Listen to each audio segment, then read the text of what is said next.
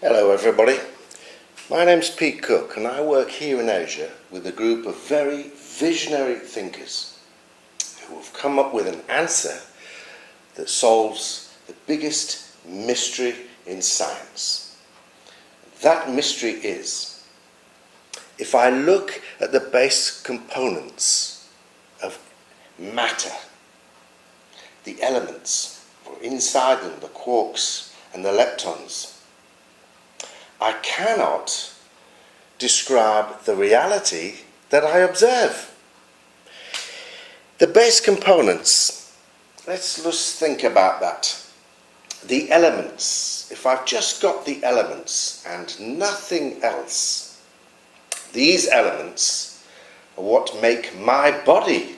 They start to talk and think and are conscious. There's something missing. The elements by themselves cannot describe what I see inside a cell. The physics of the elements, the atomic forces that make the elements move, do something, just attract and repel, nothing else. I've got the strong and weak nuclear force and electromagnetism. Electromagnetism cannot describe the genetics I see in DNA or the workings of a cell. So at the atomic scale, the physics that we know is correct does not describe the reality we observe. Now there's only two kinds of physics, atomic physics and gravitational physics. And at the gravitational level, we find we have exactly the same problem. And this was discovered by Newton. Newton found that the physics works perfectly well for two bodies, and two bodies only. After that, it becomes more complex. Something happens in between the numbers 2 and 3 that flips reality from a simple system, which is physics in the solar system, that would just be the Earth and the Moon, over into a complex system.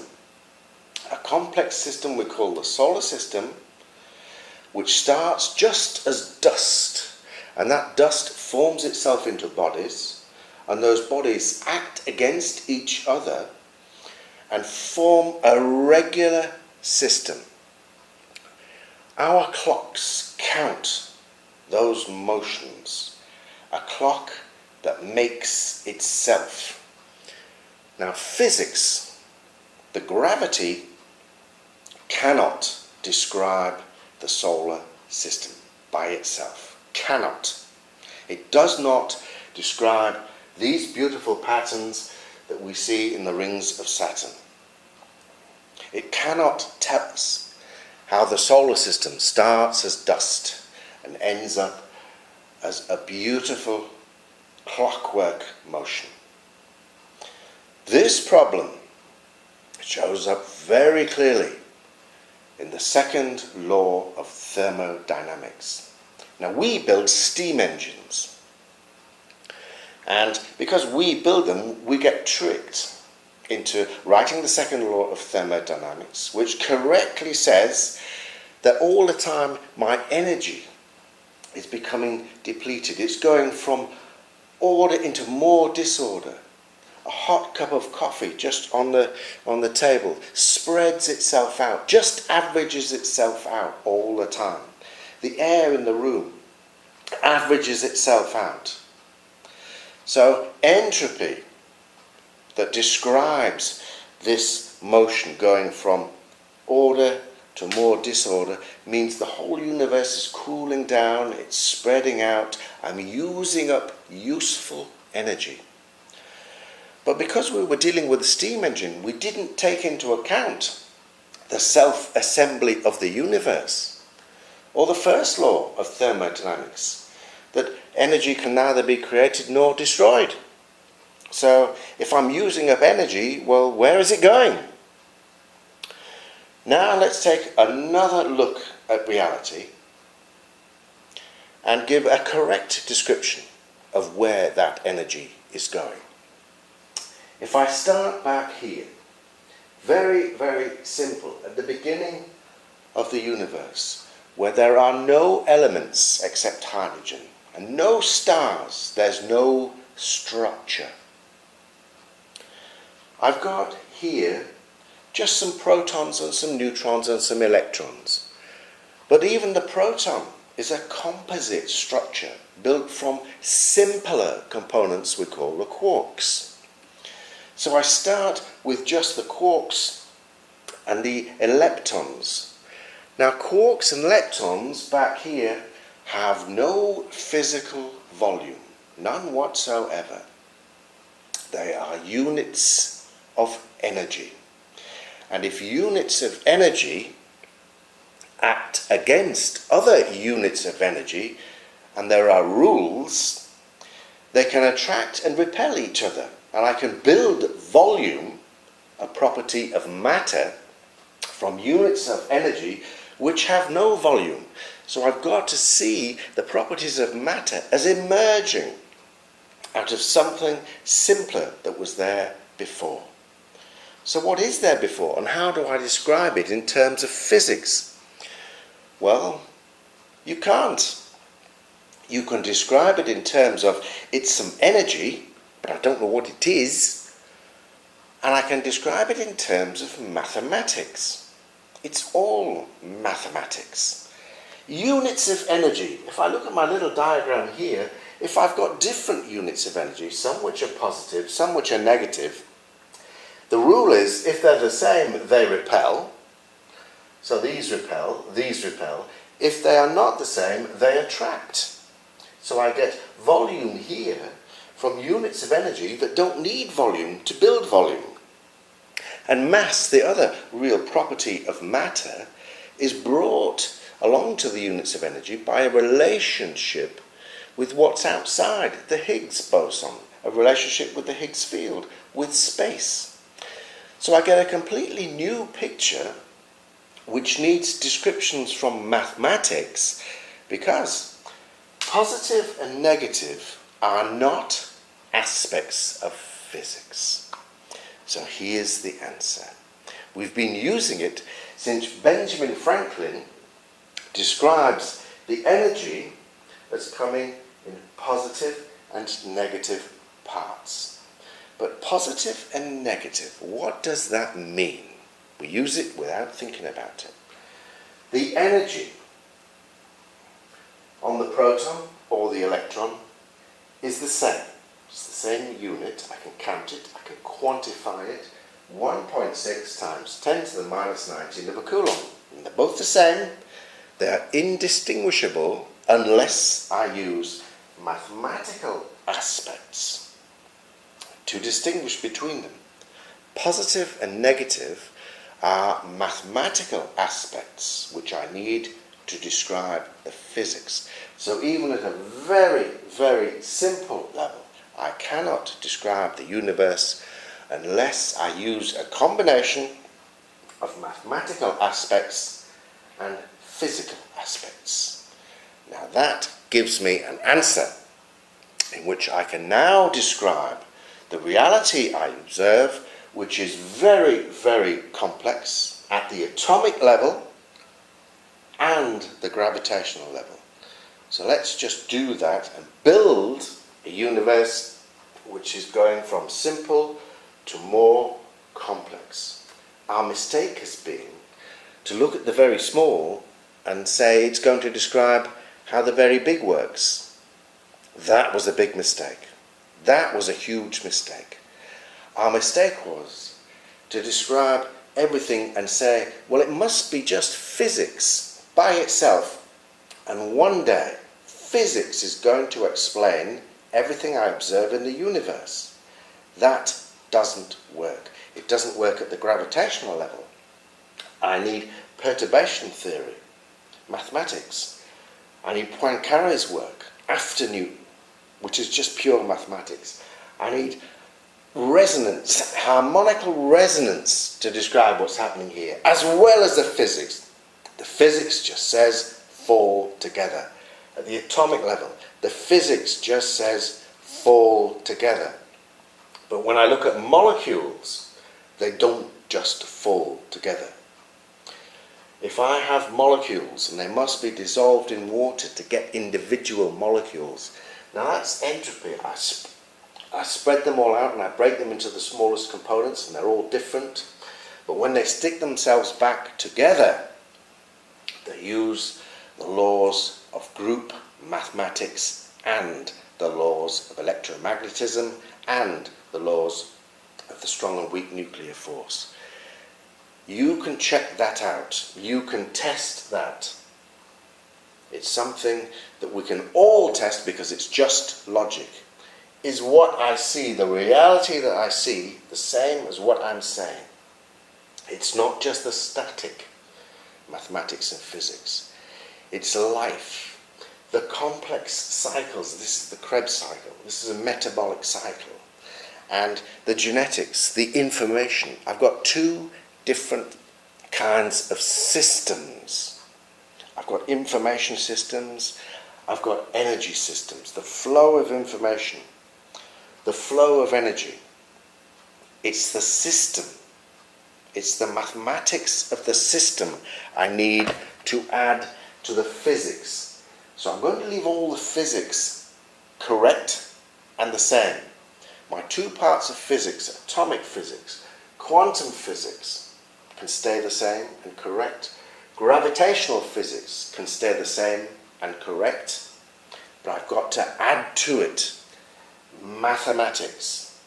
And when I do that, I can go from simple to more complex without contradicting the laws of physics. The energy is being used up, but it's being changed into information, structure, more entities which I can count, more entities which get into relationships.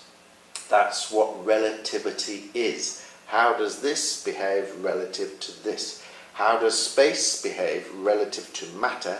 How does matter behave relative to space? They affect each other. So now we're going to apply relativity to everything. It works at the atomic scale just the same as at the gravitational scale. It builds structure which goes from simple to ever more complex. So let's look at the first two new entities after protons and neutrons. I get stars. The traditional way of describing a star is it's made by gravity. That is not true. If the star was just made by gravity, it would disappear straight away into a black hole.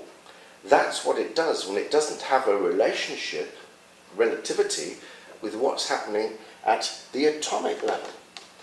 At the atomic level, we are building new elements, new structure, which we can count, and the energy released from those elements is holding the star up.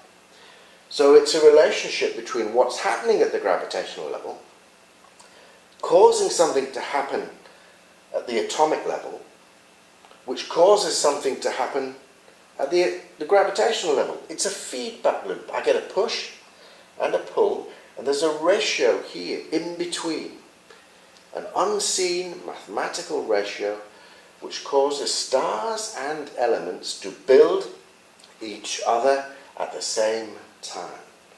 What happens here is determined by what happens here, and what happens here is determined by what happens here. The atomic and the gravitational both go from simple to more complex at the same time. But stars and atomic nuclei are very, very simple. Very simple. I need all three forces at the same time to build this system. A system of energy, which is turbulent. I need new mathematics which describe turbulence. Turbulence is not described by physics. Physics is just very simple, nice and easy. When liquids become turbulent, we have another layer of mathematics which goes on the top, and that mathematics does not use the forces in physics, does not. That mathematics, so I can build my system here, is only described by nonlinear mathematics and dynamics. Nonlinear mathematics, another layer of mathematics which we've only discovered in the last 50 years by using computers. Poincaré started us on a journey with this mathematics, but we can only really see how it works by using computers. So people like Einstein have no chance of solving this problem because he's no access to this mathematics. But now we can say the purely mathematical behavior that we see, which is all the complexities of chemistry, biology, solar systems, social systems, economics, is in this book. There is no relationship between the physical entities that I see and the behavior. It's another layer of behavior that goes on top of the physical behavior at the atomic level, that goes on top of the physical behavior at the gravitational level, and that then just carries on becoming more and more complex until I get this. Now I still have all the physics that causes my atomic entities just to stick together, but then I've got mathematics which causes them to form into complex molecules, then complex systems inside the cell, informational systems of DNA, metabolic systems of energy. I've still got the very simple physics that makes my bones behave as levers, and when I die I fall over, so I'm still a classical object. Then I've got another layer of mathematics which describes the systems inside the cell, then the systems of cells, then the physical systems which act against each other. But looking at the physical systems, the physical components, I cannot and will not ever be able to describe the behavior I see, because all the behavior is purely mathematical. And even at the simplest level, I cannot describe physics unless I have mathematics and physics. So that's the answer. That's the answer we've been looking for at least the last 100 years, when physics split in two, the physics of the small, the physics of the large, and reality, which comes in very, very complex systems. I cannot explain it just using the physics. If I did, I would end up in contradiction. It's allowed, I'm allowed to build this complexity using this energy, but the energy, the physics, can't provide the mechanism. If it did, I'd end up in contradiction. Living things are, by definition, adaptable. Their rules, their laws are adaptable laws. They adapt to the environment. Physics, by definition, is deterministic. It's set. The laws don't adapt. They're the same all over the universe. They just work. And a star, I just get a star, I just get atomic nuclei. They adapt to each other, and I got a ratio of mathematics in between, but then it goes on to produce life. And wherever I put life, it changes into a completely different physical form using the mathematics of nonlinear dynamics, which always choose the best fit to the environment. So my dual answer of mathematics and physics gives me a correct description of the complex reality I observe. All the mathematics I see in nature needs an explanation. We've been looking at this mathematics, even a simple snowflake, I must describe as both a mathematical structure and a physical structure.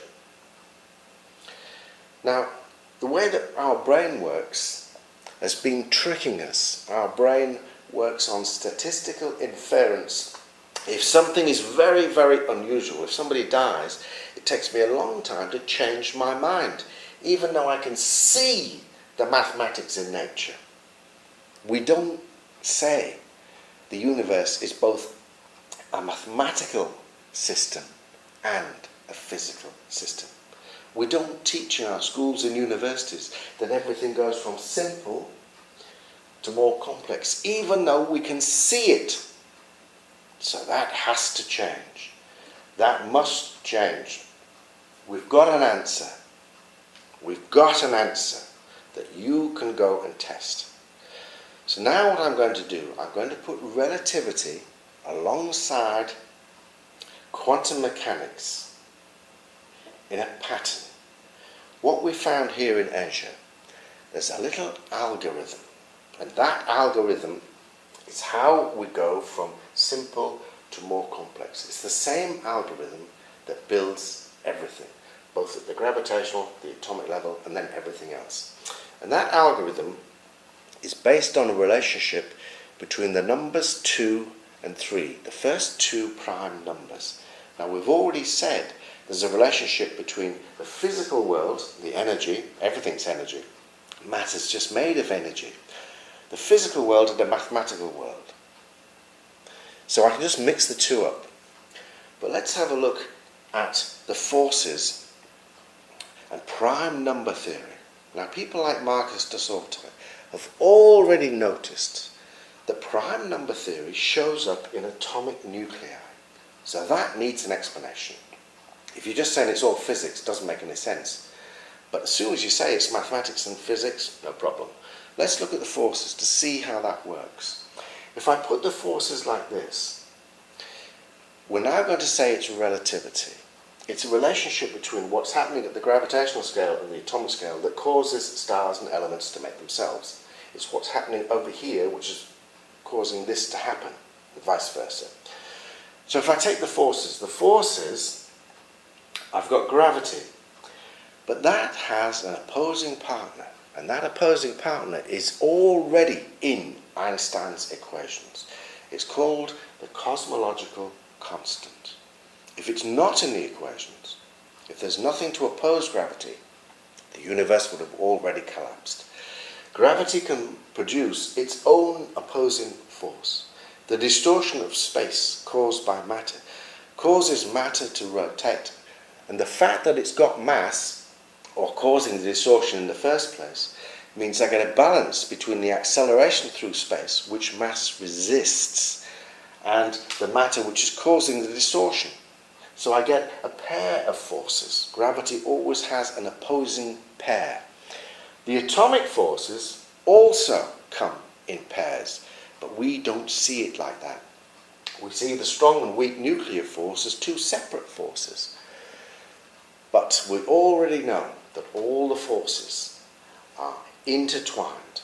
So if I put them together as a pair, so these are the forces that build atomic nuclei, or different elements.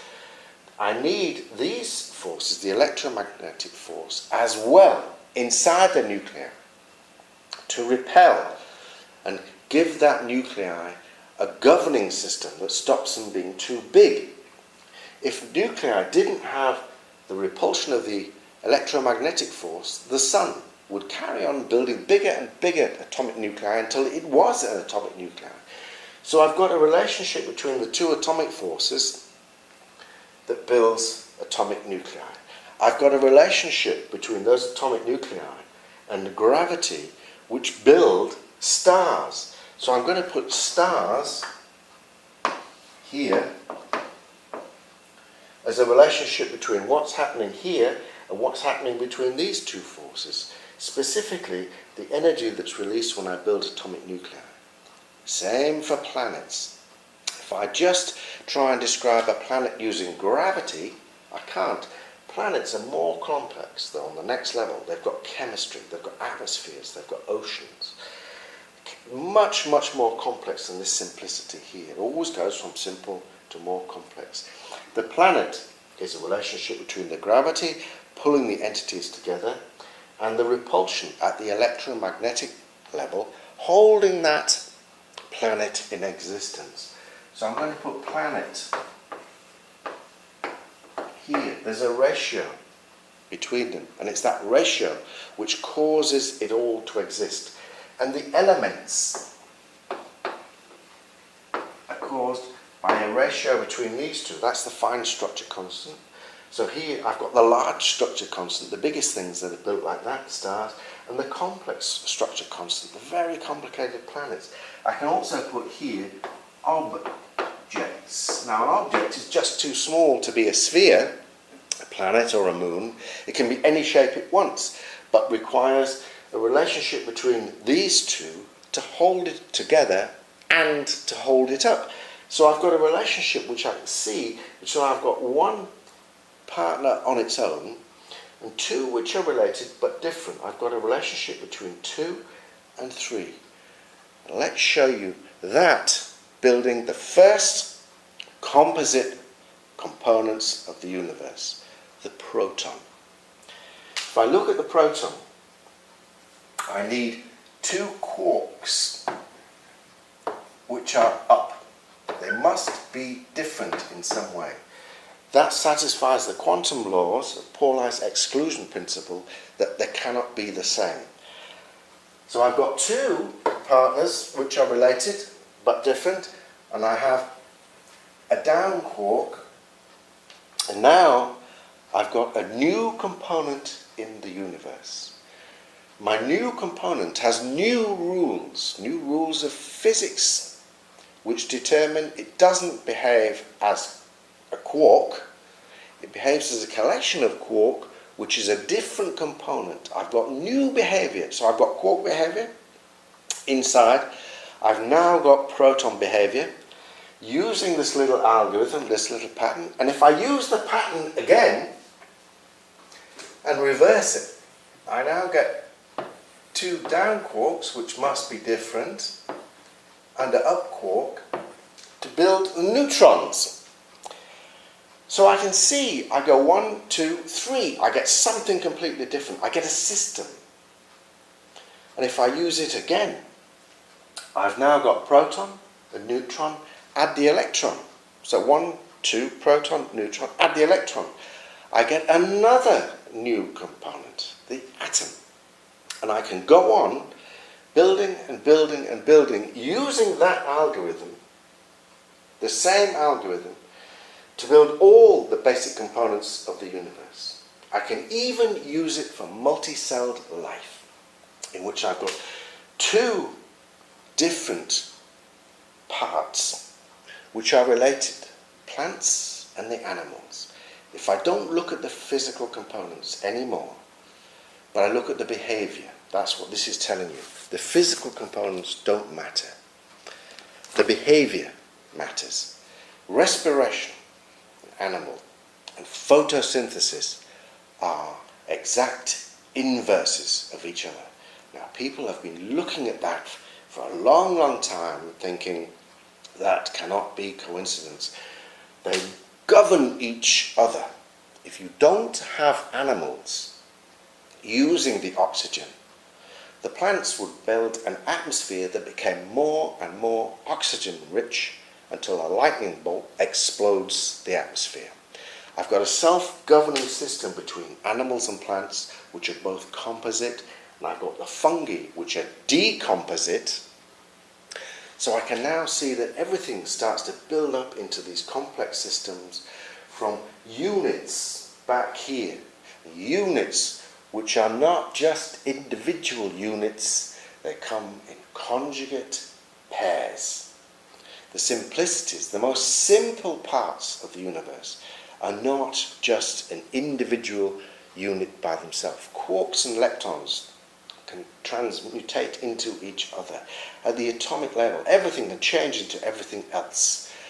A black hole, we call it a singularity, but it's a relationship between the energy which is concentrated into units and the space outside, each causing the other to distort and become something new. So there are no singularities. And then I go from simple to complex in anything that you can think of. Sound, music, very, very simple, all built on dualities. That's why animals use it. That's why we still respond to it. we responded to it before we get the complexities of language, sound, music, and language built of three components: signs, meaning, and code. And living structures. I've got viruses, and DNA and RNA, all built of dualities before I go over into life, which requires another component, a relationship between metabolic structures and huge amounts of energy to go against my gradient of entropy. I've got to put lots of energy in. So I've got life, then I've got the viruses, and underneath there must be self-replicating parts of life which are not using dualities. And there are. They're called prions. We ignore them. We don't teach everything going from simple to more complex. We don't teach that mathematics and physics are the same thing. Now this has been noticed by people like Max Tegmark in his book, The Mathematical Universe. Let's see what he says. The mathematical universe implies that mathematical existence equals physical existence. This means that all structures that exist mathematically exist physically as well. That is true. Once you can see that it all matches up. And now here in Asia we have hundreds and hundreds of examples showing that physics, everything that happens in physics, happens in mathematics. My base conjugate pairs, fermions, bosons, quarks and leptons, happen in mathematics. They're called Fourier transform pairs. And if I look at the most basic components, the fermions and the bosons, I find there is a mathematical function written hundreds of years ago which behaves exactly the same. And if I use Pauli's exclusion principle, that means I'm not allowed to square the mathematics.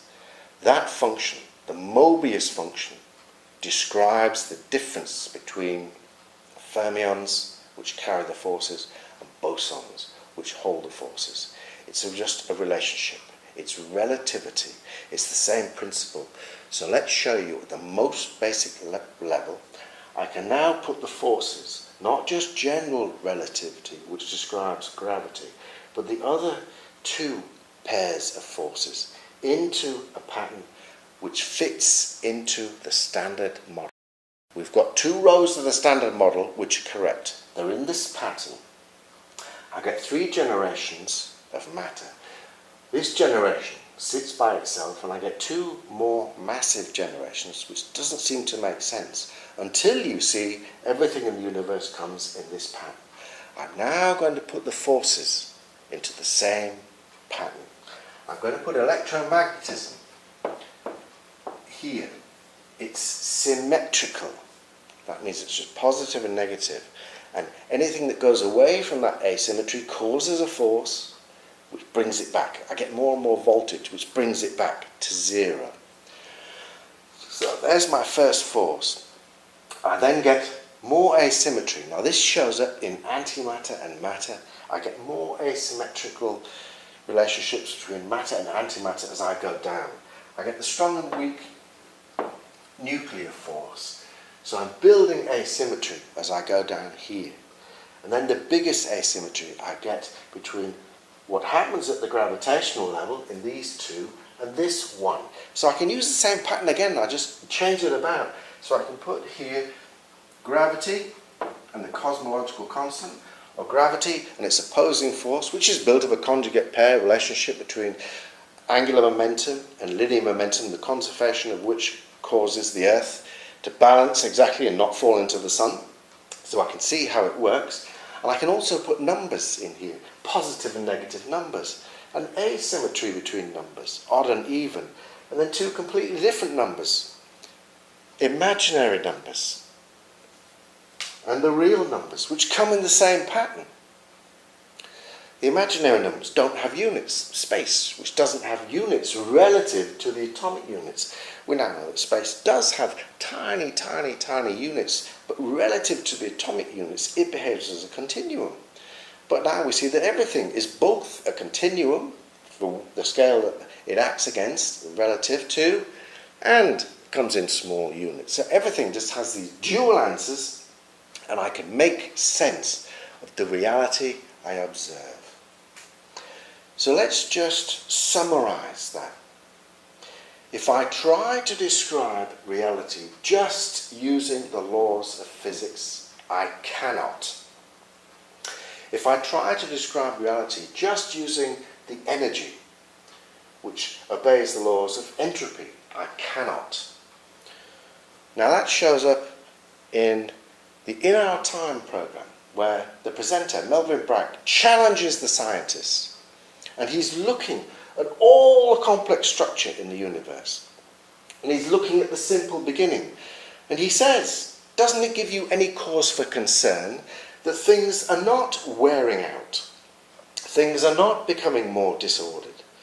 Well, the energy is, but the structure, which is all based upon energy, is not. It sometimes becomes more ordered. When this star explodes, it goes back into entropy and then gathers itself together in something which is more complex and carries on becoming more complex. So now I get an answer which Melvin Bragg can use and challenge the scientists again. The scientists fob him off, they put him down, and he knows, he can see the reality becoming more complex. And he says, there seems to be an element of getting away with it. He's right. He's right. So Melvin Bragg, there's your answer. Challenge the scientists again with this model, a model that you can see is logical. Richard Dawkins, he gets a lot of trouble from the creationists who use this argument against him. There's the answer that you need. Marcus de Sorto, who's already stating in his book what we cannot know. He lays out all the pieces of the jigsaw. We see mathematics all over atomic physics. That needs an explanation. So there is your explanation. Roger Penrose, one of England's biggest thinkers. Let's see what he's got to say. The major revolution, which I do think we need, would involve a complete rethink, not only of quantum mechanics, but how we look at space and time. So there will be a revolution waiting in the wings, and when that revolution has come, maybe we can think about the issue of what thought is. And my view is conscious thinking does depend on the missing part of physics. So you can see the problem. He's looking for the missing part of physics, and it's not in this book. It's in this book. A combination of physics and this mathematics explains the chemistry and biology I see at the atomic level. A combination of physics and this mathematics explains what I see at the gravitational level. The mathematics of self-organization and fractals. So I see the fractal behavior in the solar system.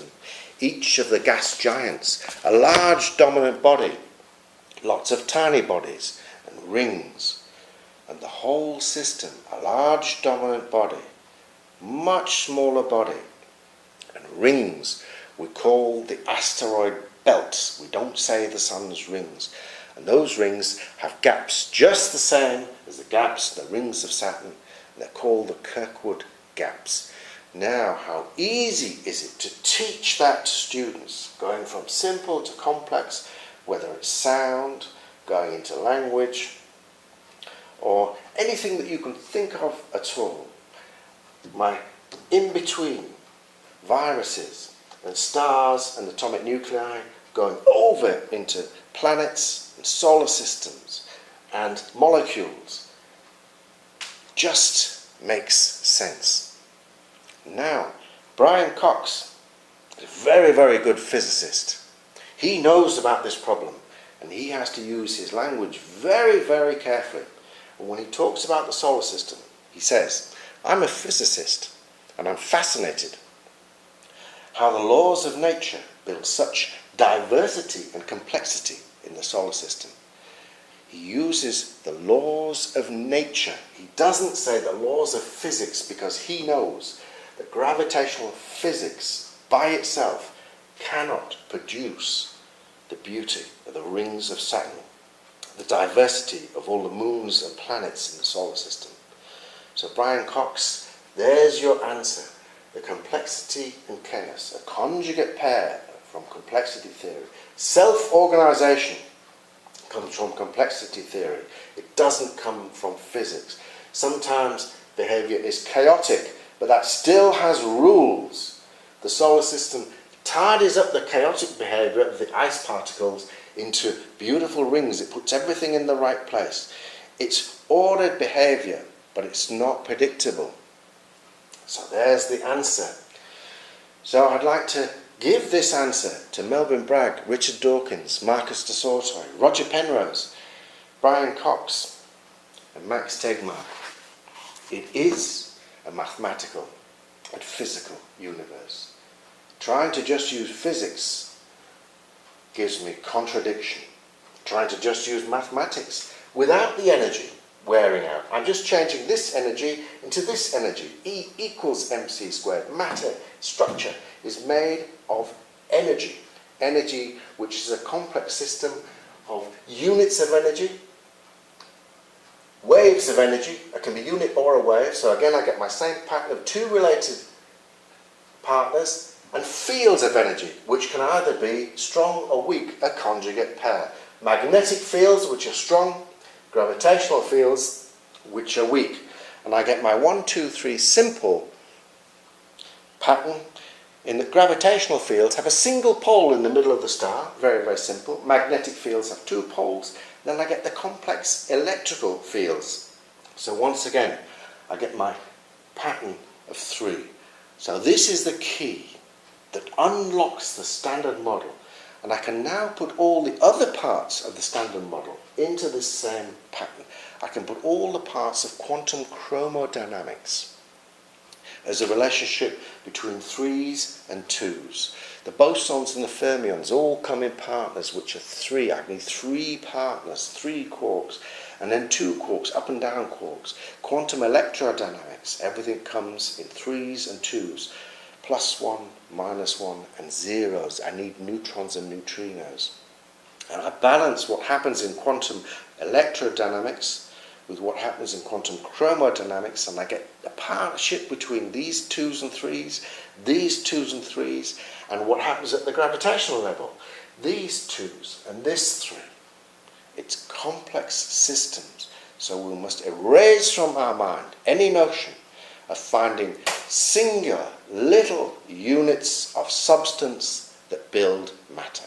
Matter is a complex system of physical parts which are built from non-physical units of energy, and the fields outside the units of energy, if I look at a magnet, what's happening here is just as important as what's happening here in the physical structure. If I could see inside the physical structure, it's just units of energy affecting other units of energy.